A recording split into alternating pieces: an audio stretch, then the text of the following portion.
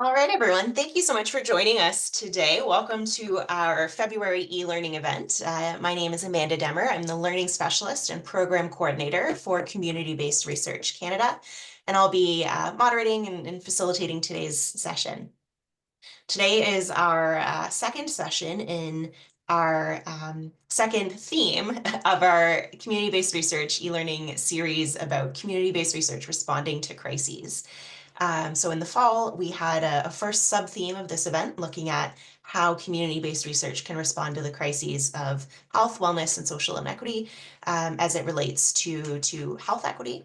And in this sub-theme, we've been exploring how community-based research can respond to social inequities in housing, poverty, income, um, and social determinants. So we're very excited to have a presentation today by Kerry Rempel, part of the Kelowna Homelessness Research Collaborative, Building Community via Research, Mapping the Field of Homelessness. So this presentation today is brought to you by CBR Canada. Our secretariat is located on the traditional territory of the neutral Anishinaabe and Haudenosaunee peoples, what's known as Waterloo, Ontario. We are a membership-based organization. For those who are unfamiliar to us or perhaps new to us, we have a mission of advancing community-based research excellence in Canada by strengthening partnerships, building capacity, mobilizing knowledge, and championing community-based research among individuals, communities, and institutions. We are a social enterprise. Our funding comes entirely from our membership base. We have over 70 different organizational and institutional members, as well as individual members that are part of our network. And part of the programs that we provide to our members are events like today's e-learning event, as well as our monthly community of practice and other events that you can find on our website. My colleague Stella, who's here with us today, she's the network coordinator for Community-Based Research Canada, and you'll see she'll be sharing some helpful links in the chat throughout. So she'll be sharing a link now to our website for folks. In the spirit of truth and reconciliation, at CBR Canada, we open each of our e-learning events by reflecting on and amplifying the goals of the Truth and Reconciliation Commission's call to action. This month, we're discussing homelessness, and as a multifaceted topic, I thought one of the ways that the Truth and Reconciliation Act kind of intersects with this is when we think about public servants who often work in the field of housing. I thought this was a relevant call to highlight and amplify. So we call upon federal, provincial, territorial, and municipal governments to provide education to public servants on the history of Aboriginal peoples, including the history and legacy of residential schools, the United Nations Declaration on the Rights of Indigenous Peoples, treaties in Aboriginal rights, Indigenous law, and Aboriginal Crown relations. This will require skills-based training in intercultural competency, conflict resolution, human rights, and anti-racism. Community-Based Research Canada is committed to continual reflection on the interconnections between truth and reconciliation and the various topics that we approach using community-based research. We're also committed to engaging with and learning from the diverse First Nations, Métis, and Inuit peoples across Canada. So our event today, after my brief opening here, we'll move to the presentation by Kerry Rempel. The presentation will be about 35 minutes long, and after that, we'll have time for some question and answer. So throughout the presentation, you may wish to, if any questions pop into your mind that you want to make sure we get to in our question and answer period, you're welcome to post those questions in the chat box at any time. And when we get to that question and answer period, we'll address any questions that have come in throughout the session first. So that's a great way to make sure we get to your question. If one comes to mind as Kerry's presenting, you can post it in the chat. I'll also welcome at that time folks to take some time and think and enter new questions into the chat box as well. And then we'll do a brief closing to the event today, welcoming you to continue to stay in contact with Community-Based Research Canada and getting everyone out of here and back to their day right on time. So without any further ado, I'm honored to be introducing our presenter today, Kerry Rempel.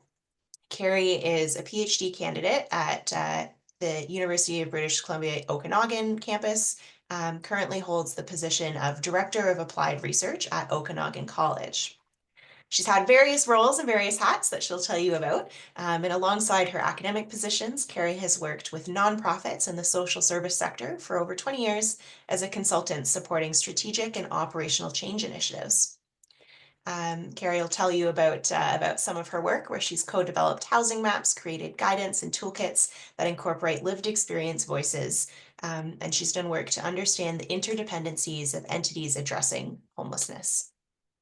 So I will, without further ado, pass it over to you, Kerry, to begin our presentation today. Thank you so much, Amanda. This presentation has morphed a little bit from when I first envisioned it to where we are today, but I realized that I was having a bit of a full circle moment. So as we sort of walk through this, and we can flip to the next slide, the mapping the field of homelessness. Mapping is sort of where I started. Mapping homelessness was where I started my community engaged research journey, the first time I could actively think that I did that. And it's sort of where I'm ending up at the end too. So it's a bit of a weird, was a weird reflection for me last night as I was going through the slides. So today, like Amanda said, please do put the questions in the chat. I can see the chat. So if I can answer it as we go along, I will. Some questions might need a little bit more time, so we'll take them at the end. But I wanted to take you on a bit of a journey today, a windy path through sort of where I started and how my research evolved to where I am today, because I think that it is, it's reassuring for me to hear other people's journeys through this and to really understand that there is no one single path and that we all come to this work from a variety of places. So we can move to the next slide, and I'll kind of introduce myself a bit in a weird sort of way. It's odd to start like way back when I started school, and now I'm totally dating myself, so you'll all know approximately how young I am, assuming I didn't start university when I was 12. But you know, my journey to get to where I am today, if you'd asked me in 1991, would I be doing the work that I'm doing now? It would have been a resounding heck no. Absolutely not, because I saw no place for myself in research. But when I look back at those early years, everything that I was doing was quite community focused. It was activity focused, it was youth work. And as I sort of moved through my university career, I was making more and more changes, or more and more decisions that would set me up for the work that I've eventually ended up in. But you know, being an operations manager, running several plants, doing consulting work, I would never have seen myself in the place that I am today. So in about 2003, I moved to Kelowna, which is where I reside now. So I'm on the traditional unceded territory of the Silks people here in Kelowna, for which I'm very grateful. I moved here because my husband grew up here. And I thought, like, why wouldn't you want to live in Kelowna? So I moved here and realized quickly I was overqualified for everything and underqualified for everything else. So I thought, I can teach. Everyone can teach. And I learned very quickly that that is not the truth. Not everyone can. And luckily, I got better really quickly. But this is where I started to get more engaged in community. I moved to a new place. I had no connections. Kelowna is a tiny town. Relative to the big cities that most people work in.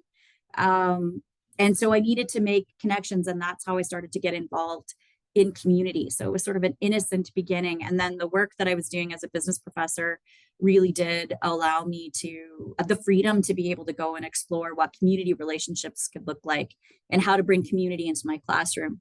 And I started to recognize that as a consultant in my early days, I could impact 10 organizations in a year. But moving into that college professor role, what that enabled me to do is to impact hundreds of students every year that go on to impact hundreds of businesses. And as I moved through my career, more and more, I was seeing myself doing that community work. So I moved into starting to do some research, became a late career PhD student. Hopefully we'll finish that up this year. And then moved into administration and now to the role that I am today. So for many of you, you may have the similar windy path to get there. So we can move on to the next slide. So what I'm really trying to say is that all of those experiences have made community engaged research the right choice for me and have allowed me to make impact in my community that I never could have made as an individual or as a professor or running a nonprofit. Doing this research work has really allowed me to impact, and I can actually physically see artifacts of my work in community now. Which is really pretty special. And it's a bit of a legacy that my kids will never really understand, but it's something that I feel quite passionate about is that every change that we make through engaged research, community engaged research, we're leaving the world just a little bit better, even though it may be difficult to see it at times. So the pictures in here are all examples of different pieces of work that I've done over time. And we'll talk about a lot of these projects in the rest of the presentation. But it's, community engaged work is never boring. It's always different, and there's always something new that you can be exploring. So let's move on to the next slide. So one of the questions that I often get is like, or a comment is like, oh, well, you're so good and all of these things just kind of fall into your lap. And that is not the case with community engaged research. It's really built on these intentional relationships. And then things kind of come out of the woodwork, but you need to put in your time. So most projects that I get involved with now, or even in the early days, were either because I had an interest in the work, or I had a connection to an organization who needed support, or a community partner had come to us and said, hey, we are interested in exploring this. And then the third one is that it's funder driven. So community work, a lot of the funding that I received is not coming from NSERC and SSHRC. It comes from community foundations. Out here in BC, the Vancouver Foundation is really one of those organizations we look to do some creative and innovative funding. But there's other agencies, I'm sure, in all of your communities that are doing that too. And so sometimes funders are saying, hey, we see this need. Can you help us to understand what that's about? And then there's other weird things that will happen where a project will just sort of land in your lap. But the trick is to be able to recognize it when it lands. So let's move on to the next slide. I think something else that's really important when we're doing community engaged work is that we recognize that every community is different, however you define a community. So for me here in the Okanagan, at the college, we serve 4 different communities with physical campuses, and then several other communities with a presence in those towns as well. And each community is vastly different. And although they may have similar types of services, the organizations that are offering them are different. Community size is different. The feel of each community is very different. So what that means is that the work that I do, I can't just take and then port it into another community and have it work. So that is a trick that I think it takes people a little bit of time to be able to understand how to adapt and how to change the practices that you may have been using that worked really well with one group. You have to change that significantly with another when you're working in another community, and to understand that each one of them also has their own collective history, and that their history with research may not be positive. So when we're going in to do community-based research, recognizing that there may be a whole narrative around research and researchers that we have no control over, and that we're going to have to find ways to overcome. So with that, what I do now is to sort of demonstrate some of the differences in communities, and at the same time showing some of the work that I've done and how that work has become embedded in the community approach. So I think I've been lucky in that the work that I've been able to do, I have been able to work with the community sector as a whole. And we're trying to find ways that each community is embedding research pieces in the work that they do. And I know that that's not possible in every community. The larger that the community gets, the more difficult that is. So you have to find your little niche communities within your big community. So let's let's move on to the Kelowna example. So Kelowna, I'm not sure how many of you are familiar with the city of Kelowna and some of the work that it's done, but we received quite a lot of attention back in 2018, 2019 with the approach to how we were going to address homelessness. And at that time, many of you will remember 5-year plans to end homelessness were all the rage, and we were no stranger to that. But what was different in the Kelowna context is that there very much was an intentionality to involve the entire community in this work. And it started right in 2018 with the creation of a task force called the Journey Home Task Force. And that was a community-led, municipal, like the city supported it, but it was a grassroots community-led task force that had representation from every part of the community. So business community, the research community actually was embedded in that, as well as all of the social surveying units. And the faith sector actually was also a key part of some of this work. So there had been a lot of initiatives prior to 2018 to address homelessness. And then we ended up with this task force, which led to the creation of the Journey Home Society. We also created at the same time as the task force a lived experience homelessness, which I will refer to as LECO moving forward. So lived experience circle on homelessness, and that became a pivotal piece of how the work moved forward. Unfortunately, in 2013, a lot of things changed and shifted locally. And so the Central Okanagan Journey Home Society wound down, but the activities and the artifacts from that work still exist. So let's move to the next slide.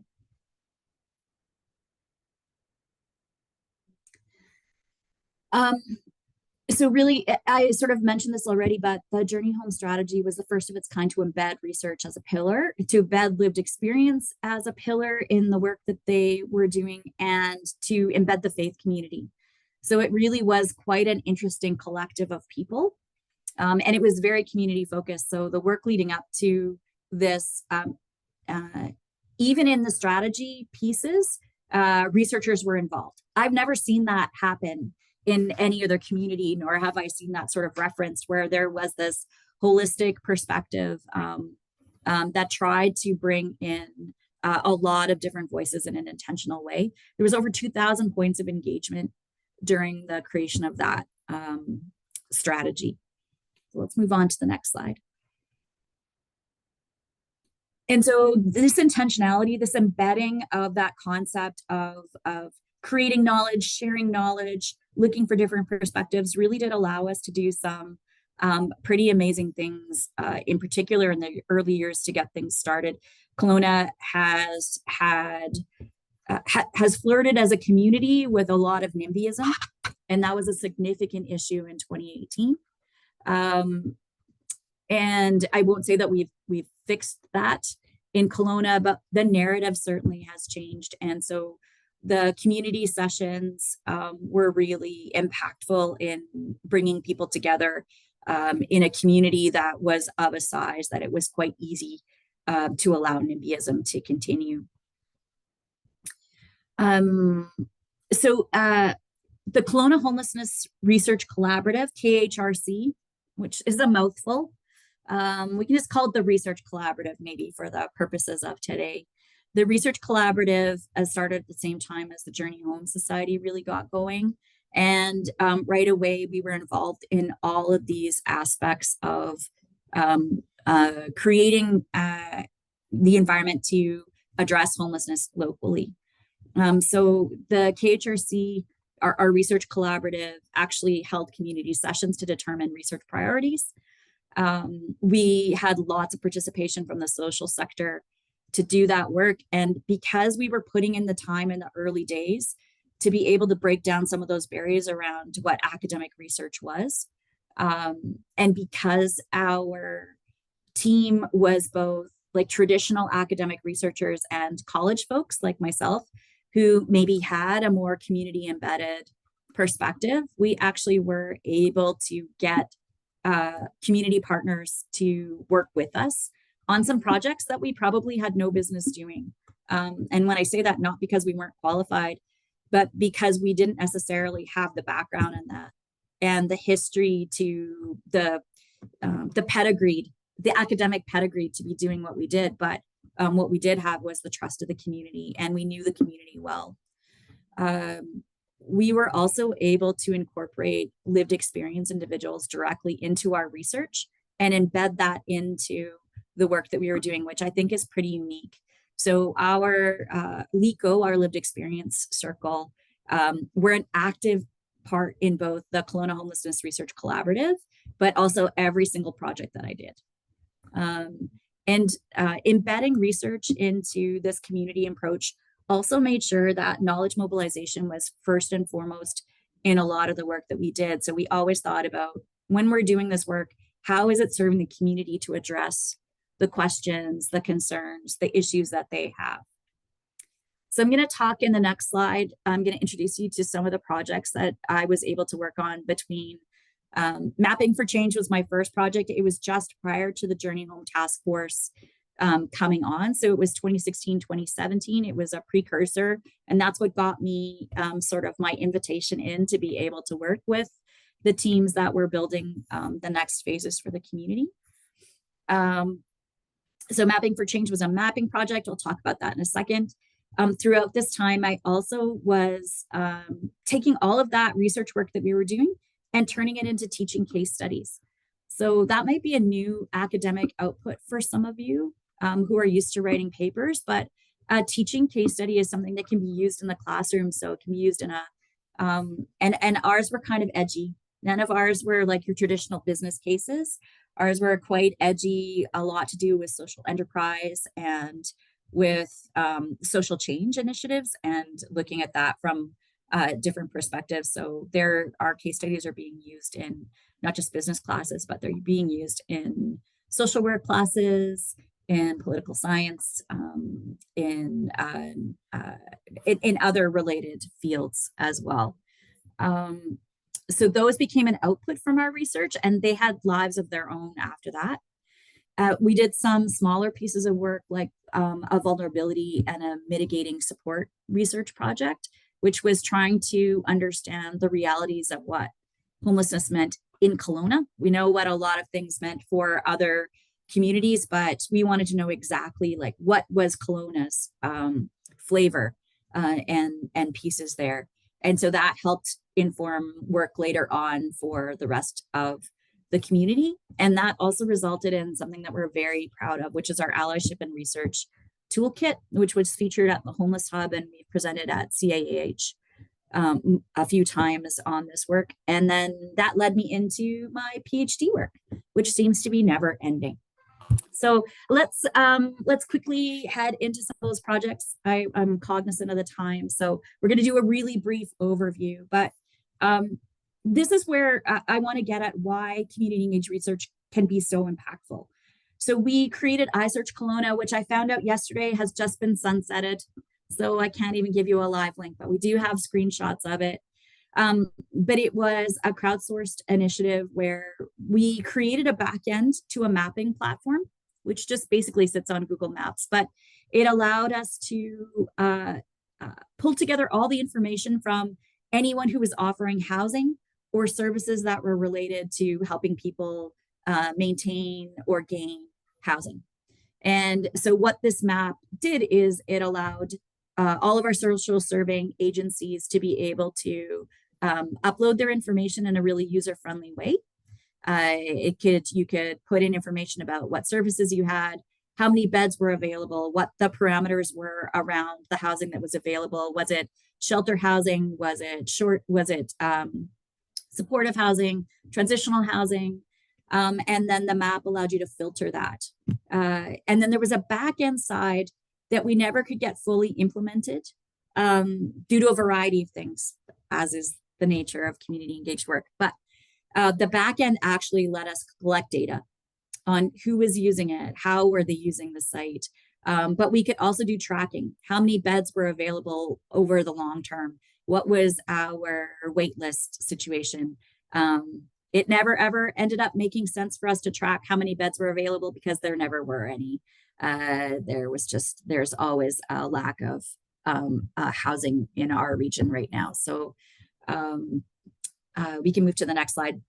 So that was something that actually did make a change, and it led to other people using our data and to use our concept, and they built their own products out of that. The key teaching case studies, I'll just talk briefly, and there's a couple examples here of case studies that were just related to homelessness. But it's a really neat way and a really unique way for researchers to get another academic publication. May not be seen as the epitome of academia because we don't get a lot of, people aren't referring to them in their papers. So we don't get a lot of that sort of publicity or recognition as a scholar, but they're getting utilized, and that information is getting used by people to actually train new people in the field. The next project that I went on to is the homelessness vulnerability. So we can move a slide. And this was not an extensive piece of work, but it was actually turned out to be quite, even those little pieces of work can turn into something that is very impactful. And it was one of the ways that we started to be able to socialize with folks outside of the social sector, really what the knock-on effects that were forcing people into scenarios that were really untenable and then leading eventually into homelessness. And so we had a focus group. This was just the month before COVID hit. So it was, we were like one of the last people out the door being able to do face-to-face research in 2020. And we had focus groups with service providers, but also with folks with lived experience of homelessness, telling us their stories and giving really at those core root issues. That work then was fed back into the Journey Home work to inform where the mitigating supports could be provided. And it was also used to counter some of the narrative in community about who was homeless and why they were homeless, and to counter that narrative around addiction, or just about addiction, just about criminality. And so these little pieces of work, because they're seen as coming from a research perspective, do have a lot of benefit. And that led us into the Allyship Research Toolkit, which is the next slide. So that's available on the Homeless Hub or on the Kelowna Homelessness Research Collaborative website. It's a tool, it's freely available for people to use, and it gives you some perspectives based in our lived experience and others around how you embed people with lived experience, how you actually work with them in your research projects. So you can move to the next slide. The big takeaways from that are being used in other contexts that, at least that we're aware of, is just the allyship framework, which really talks about how do you embed and ensure that you are, when you're going through that process of having lived experience or folks that aren't traditional researchers in your work, what do you need to think about? And at each stage of the research, how do you include them to ensure that you are not harming or engaging in practices that are not very authentic for the people that are your co-researchers. And then this work, the lived experience folks that worked with us to do this toolkit actually were all Indigenous female elders. And partway through, they're like, hey, we need to overlap the medicine wheel on this. So the next slide is a picture of how we took that allyship work and how they guided the process to be able to blend sort of the medicine wheel and allyship. And so that was something that came from our lived experience and the elders that we worked with. And I thought that was really amazing for them. This is where impact comes in and I get a little teary. But it's that moment where your co-researchers are truly your co-researchers, no matter what their background are. And now we're evolving our knowledge and we're pulling together our thinking from a variety of different models. And now they're using that in their work. And we've also used it in disruptive leadership training that we've developed and co-developed with them. So it's this blending. So you never know where your work can go and what kind of impact it can have. So we'll continue on the last part, which I realized last night I forgot to include in my slide deck. So it's my thesis work, which is about mapping the field of homelessness. And what I'm trying to do is to help us to understand how we can view social issue fields, which are things like homelessness or poverty, how we can view them differently and how we can create a different way to see who is engaged and who is involved. So the bottom diagram is actually a representation of the model. So it's the petals, kind of looks like a flower. The petals represent the different systems that are involved. And the circles sort of represent different levels of engagement. And then you would see you would plot all of the different organizations in your community inside this model. So the top is actually a map of what I found in Kelowna. So in that map, there's over 200 different entities identified as addressing homelessness by the interviews that I did. 200, and there's 23 different sectors, or 23 different identified systems or sectors that are at play in addressing homelessness in Kelowna. And so it can really, this kind of work can really change the way that we see how reactions, interconnectivity, collaborations can happen. So I'm hopeful this will be very impactful. I can't say it has been just yet. And then we'll move on to the example in Penticton. I know I'm going really fast, but I'm hoping that it's inspirational and there'll be lots of conversation after this. Penticton is a whole different beast than Kelowna. So Kelowna is a traditional kind of siloed community. If there's people from Kelowna in this call, I apologize if that didn't come across as very supportive, but when you compare it to a community like Penticton, Penticton has a very collaborative way that they're working, and I'm really impressed with how they're with a very tiny budget, because they're not a Reaching Home funded community, so they have very few resources at their disposal. The kind of work that they're doing is amazing. They founded 100 More Homes Penticton, which is a pretty common approach that people are using throughout the country right now to encourage housing to get developed. And they've doubled down, like they keep on expanding that work. But I have been amazed at how collaborative and how much they truly do work together. So we can go to the next slide. I obviously don't live in Penticton, I live in Kelowna, but I've been adopted by the community a little bit. And in part, it's the relationships that I had in Kelowna who moved into Penticton, and then we started to do work together. So we actually took the work that we did with the Lived Experience Circle in Kelowna, LECO, and we turned it into PLECO, which is the Penticton Lived Experience Circle on Homelessness. And we did quite a bit of work there, and I'll talk about that in a second. But the city is so forward thinking that they started to also consider, like, not only can we revolutionize the way that we're addressing homelessness on the ground, but let's think about how we fund it. So if we can move to the next slide. The work from PLECO that we did was we created 3 community reports that are available in the Homeless Hub or on the KHRC website. We created a community report, which sort of laid out why a lived experience circle in Penticton was going to help address future challenges there.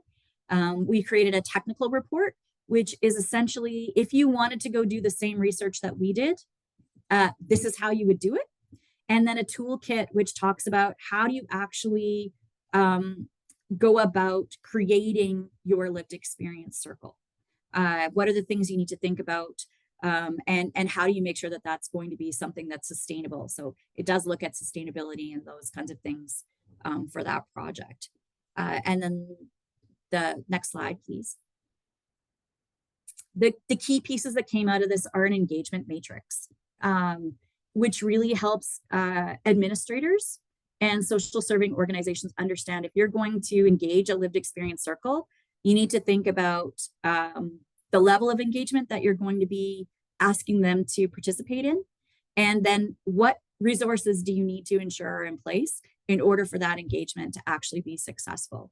So I'm pretty proud of this work, and it's actually was being used by our students in Selkirk College this last summer as part of their summer practicum. So it's like you never know where this stuff is going to go. It really does have a life of its own.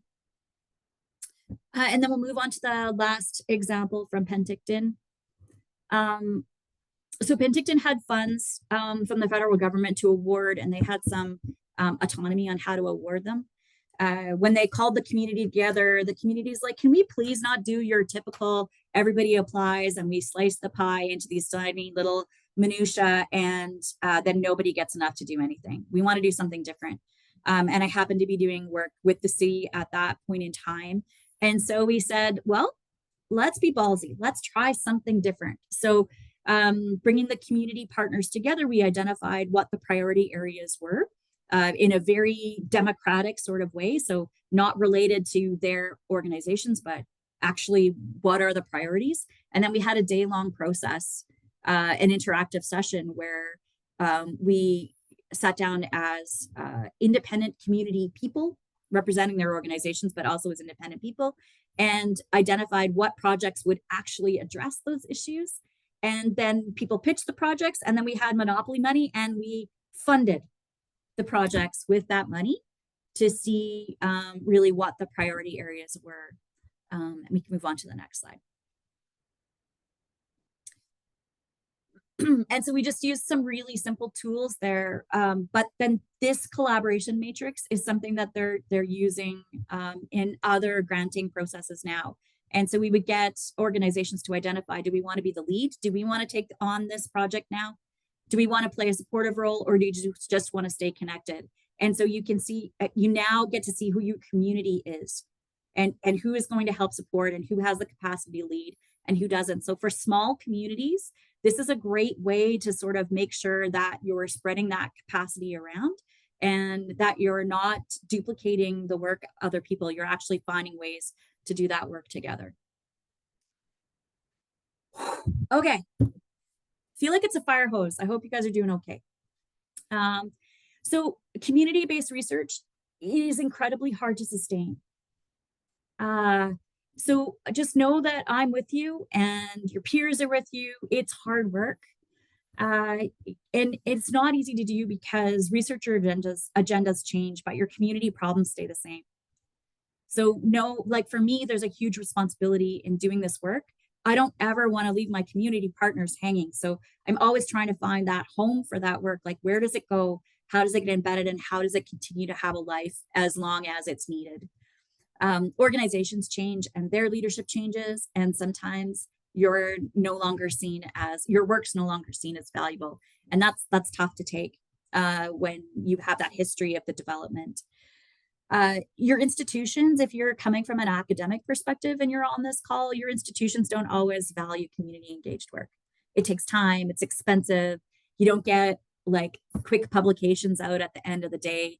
The timeframes tend to expand, and nothing's ever predictable. But that's also why we do this work, is because it's amazing. And it does stuff. It doesn't just sit on the shelf at the end of the day.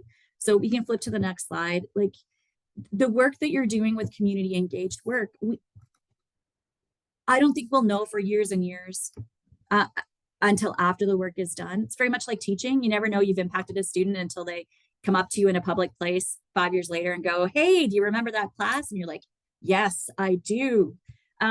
We don't know the impact of our work until years later when we see it in different ways. And it may not be our work anymore, but you can see how your work has had integral part to play in how a community gets to a certain place or how an issue is being addressed.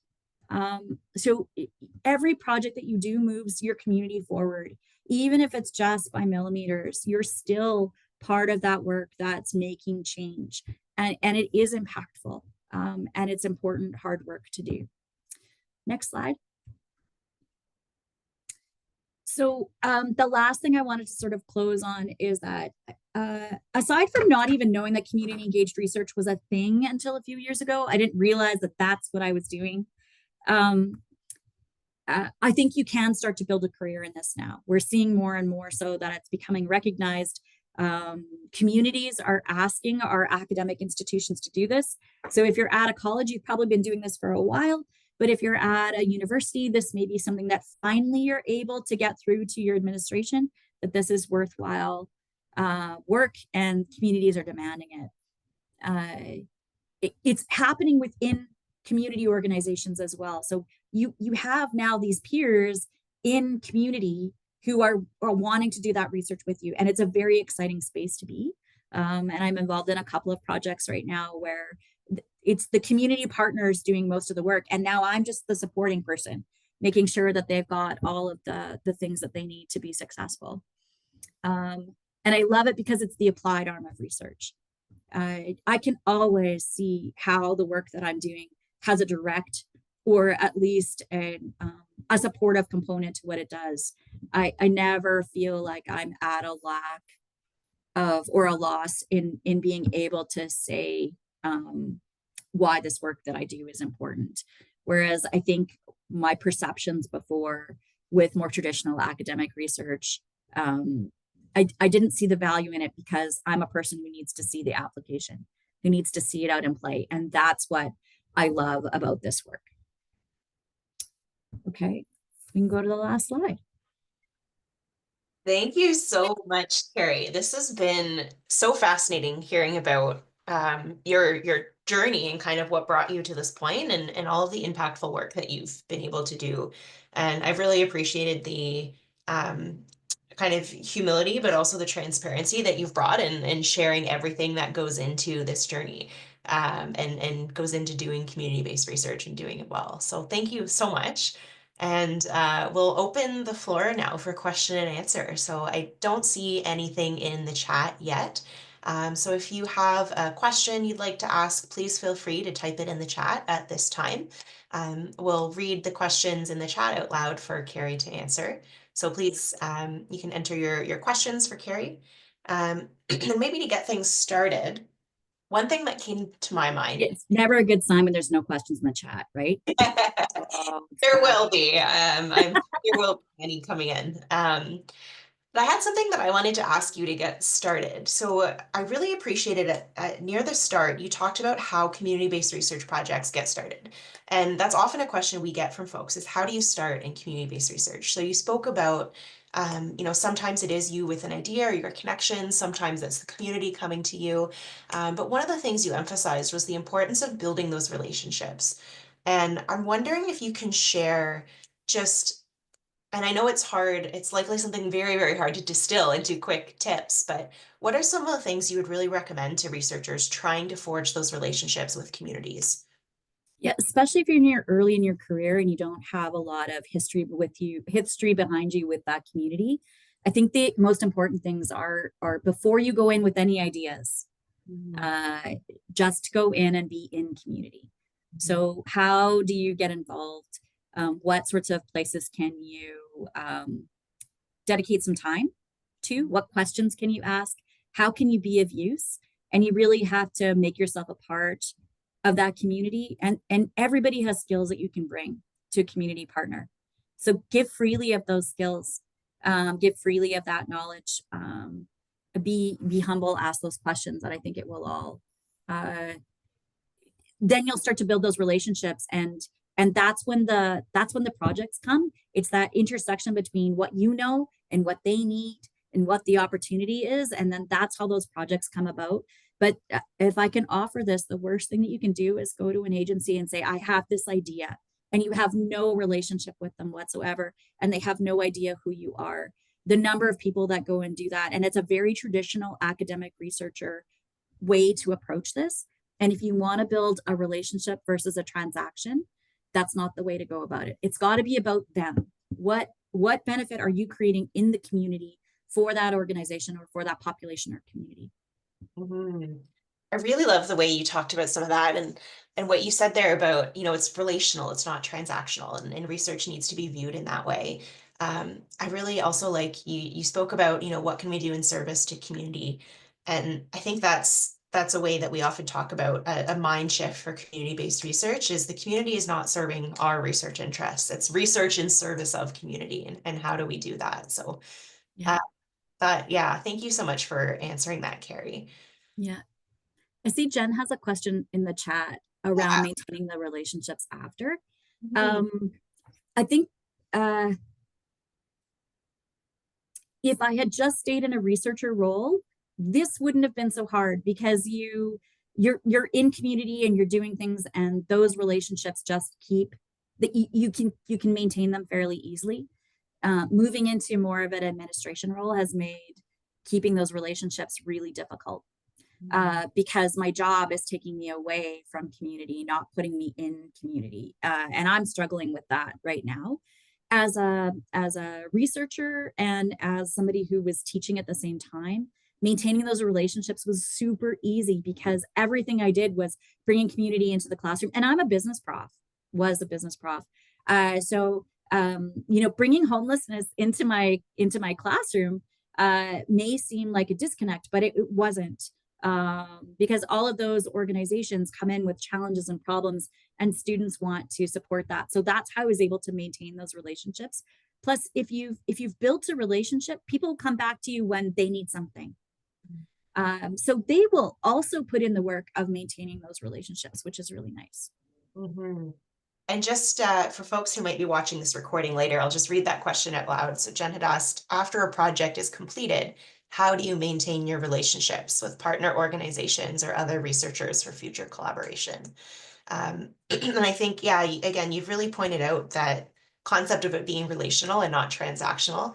If we view research as not just, one transaction or even just one project, often one project is not going to solve a problem. It takes kind of ongoing cycles of research to work towards a larger issue, and you need those ongoing relationships to do that. Yeah. Thank you for And, that. yeah, and what researchers bring is that we're not mired in the day to day. So we actually have that ability to take that step back and say, oh my goodness, all these things are happening, or here's what I can see is going on. Community organizations don't have that opportunity. So there is a lot of value in what we bring. And I think it's hard to see that sometimes until all of a sudden it's not hard to see it at all. Mhm. Yeah. So the next question that we had coming in, and I think this is one that we get quite often as well, in various contexts. So Alicia has asked, in an Indigenous context, or in Indigenous community research, if you are a researcher in the community, do you have some tips on trying to partner with universities to carry out CBR projects? Yeah, I hope you have thick skin is the first part of it, because you're going to get it from both sides. Going into working with Indigenous communities. And I was lucky, the elders that I've had a chance to work with uh, had no problem schooling me in the early days, but they were very generous with their time, and I was able to learn a lot about what those interactions look like.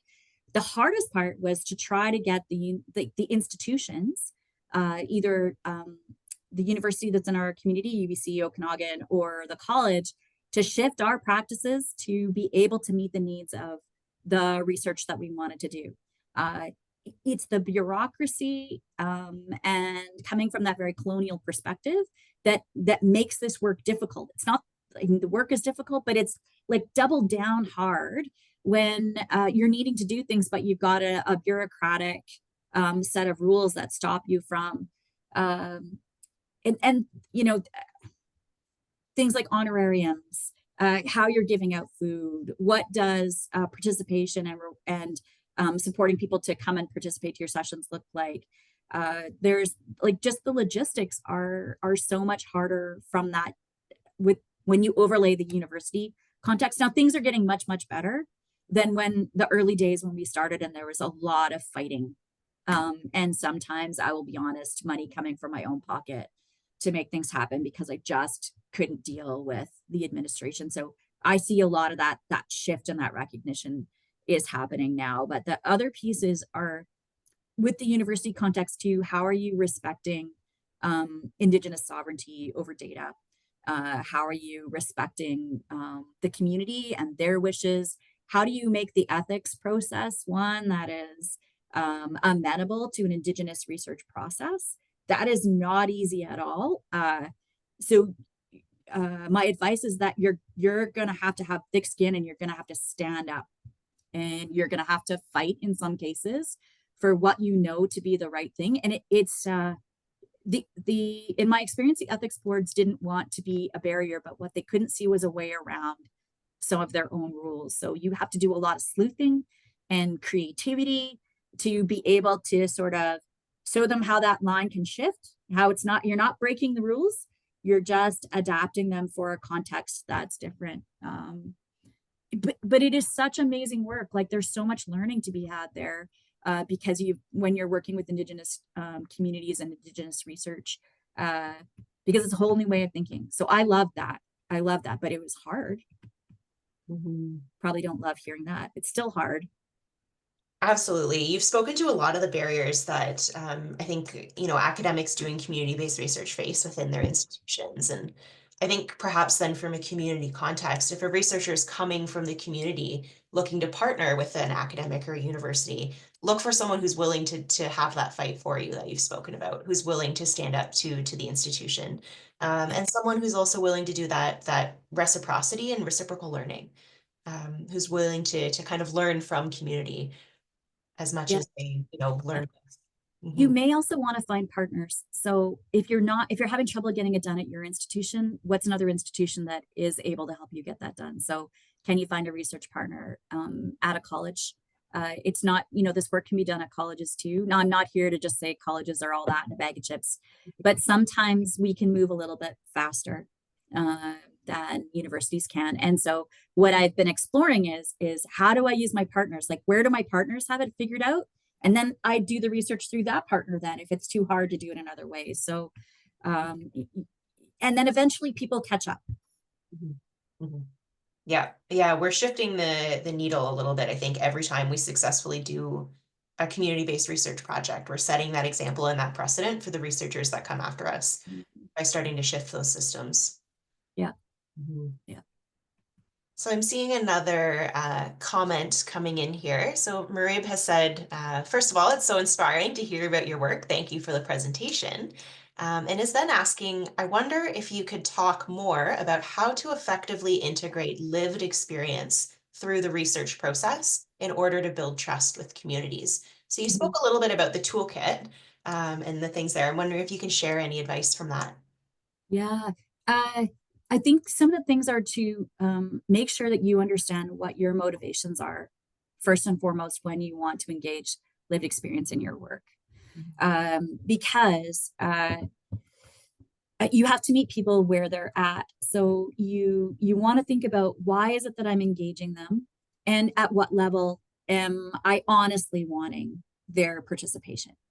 So uh, if you're trying to do research quickly, then you're going to do a lot of engagement that's going to look very tokenistic.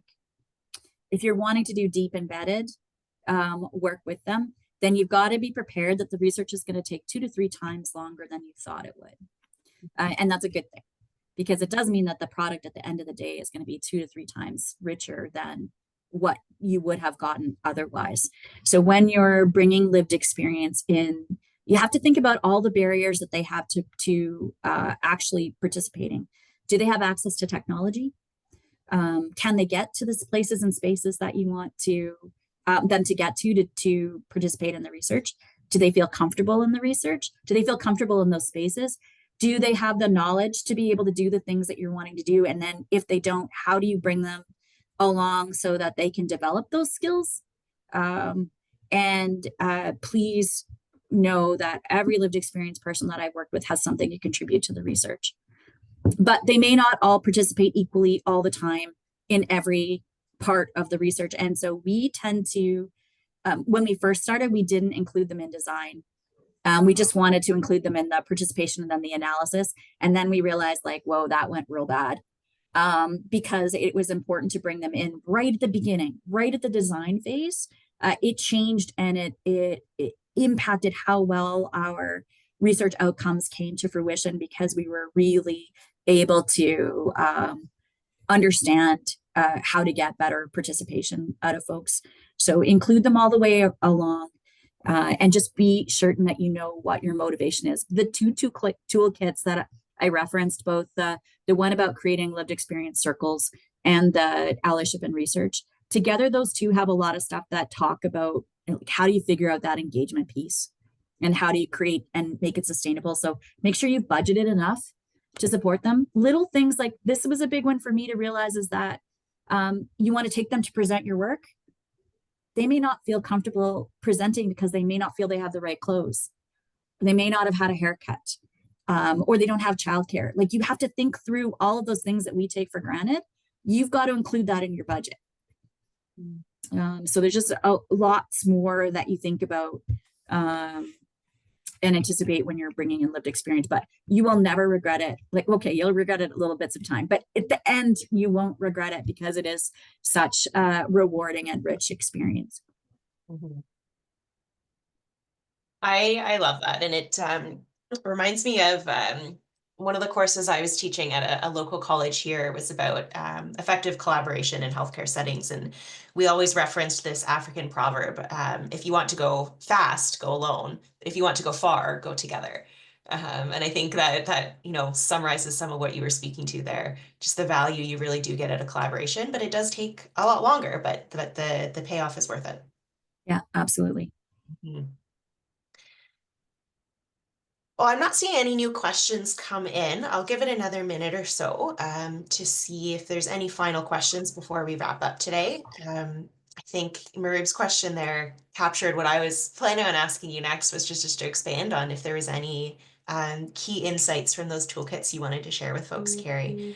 I think you've given us a lot of inspirational wisdom, not just about doing community-based research and certainly far beyond just doing research in the homelessness field, but also about, you know, what it actually is like to live the life of a community-based researcher, and the dedication and the values you have to uphold, even in the face of sometimes institutions that aren't congruent with your values, to do the work successfully. And I really value that you've been able to bring that to this conversation. Well, thanks for the opportunity. And if you guys want to know more about any of those individual projects, like, please just reach out. You can find me through LinkedIn, or I think we'll share the contact information afterwards. The work is there to be built upon, right? And now that I'm moving into this other role, what I'm missing and what I'm grieving is the inability to continue on some of that work. So if I can support someone else to take that work and move that forward, then that's what I want to do. Like, that should never, it shouldn't sit on a shelf. It should be living, and people should challenge it, and they should expand it, and they should make it better. And so I'm hoping that some of you today are thinking about, I'd like to take that and move on with it. And I'm happy to support you to do that. Mm-hmm. I think my colleague Stella can share Kerry's contact information in the chat for folks, and we'll just quickly wrap up today then. So as we bring this e-learning event to a close, we want to remind you all that we do record our e-learning events. So you're welcome to return to this, rewatch your favorite moments of this, or if you missed something and would like to see it again, or if you'd like to share this event with colleagues. You can find the webinar recording. It'll be on our website and our YouTube channel. So you can find that on our website, and Stella will paste the link in the chat to where you can find that. It's usually within 24, 48 hours of the webinar event. We'll have that up on our website for folks. We'd also love for you to stay connected with us if you're not already on our e-news. If you're not already following our social media channels, you can stay up to date about our upcoming events, upcoming workshops or training opportunities, or other things related to CBR Canada, as well as events and news from our members by signing up for our e-news. And Stella has put the link in the chat for folks there as well.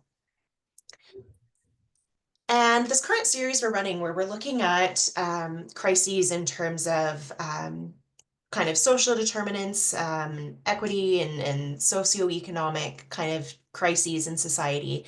The next event we have in this series is going to be a really interesting one that touches on a lot of, I think, intersectional issues. So the next event, on March 20th, will look at responding to socioeconomic impacts of political unrest. It's highlighting a community-based research project with Ukrainian migrant women who engage in sex work as a way to kind of survive and make ends meet once they migrate to Canada. So this should be a fascinating presentation. It's the last one in this series before we move to a new subtopic looking at environmental crises starting in April. So we encourage you to join us, and Stella has shared the registration link to that in the chat as well. So finally, thank you so much, everyone, for being here and being part of this conversation. Biggest thank you to Kerry for the presentation and sharing your wisdom and experiences with us. Thanks to those who asked questions and participated, and thank you, everyone, for being here and watching. So enjoy the rest of your day, folks, and we hope to see you again soon. Bye, everyone.